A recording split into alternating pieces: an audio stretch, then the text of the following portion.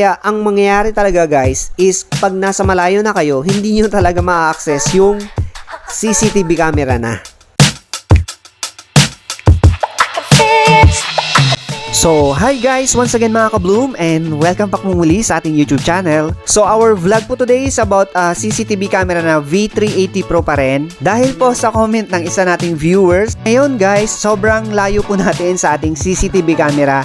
Nasa malayong lugar po tayo ngayon. And ang gagawin po natin sa vlog na to is ipapakita ko po sa inyo na kahit naka-internet data lang po tayo, hindi po tayo gagamit ng Wi-Fi, you can access remotely yung ating V380 Pro na naka-installed sa ating bahay kahit nasa malayong lugar ka pa, or I can say also na kahit nasa abroad ka pa.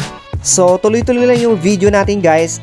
Medyo madilim lang yung record po ng ating camera dahil terik yung araw ngayon and against the light. Dito guys, sa portion na to, na-open na natin yung V380 Pro application sa ating cellphone and naka-access na tayo remotely. And kinukontrol na natin yung focus ng camera ng ating V380 Pro na naka-installed po sa ating bahay.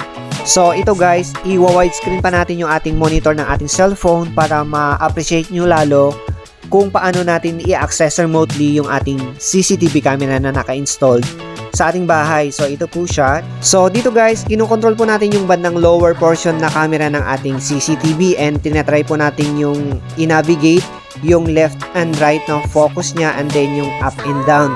So base po sa vlog po natin ngayon, no, na-access po natin remotely kahit nasa malayong lugar po tayo. So ito guys, ang magiging tip ko po sa inyo. Pagka nag-install po kayo ng V380 Pro CCTV camera sa inyong bahay, make sure po na meron po tayong internet Wi-Fi para po ma-install po natin ng tama yung CCTV camera po natin sa ating cellphone.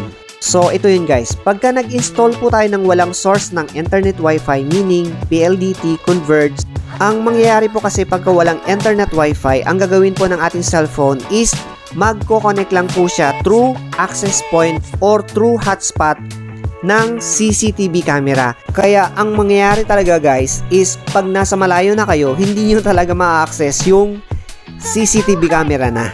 Or kahit sabihin na natin na nasa malapit ka lang naman na area sa bahay nyo, ang problema hindi naabot ng hotspot ng CCTV yung cellphone mo. So mag-offline po siya or hindi mo na talaga siya ma-access.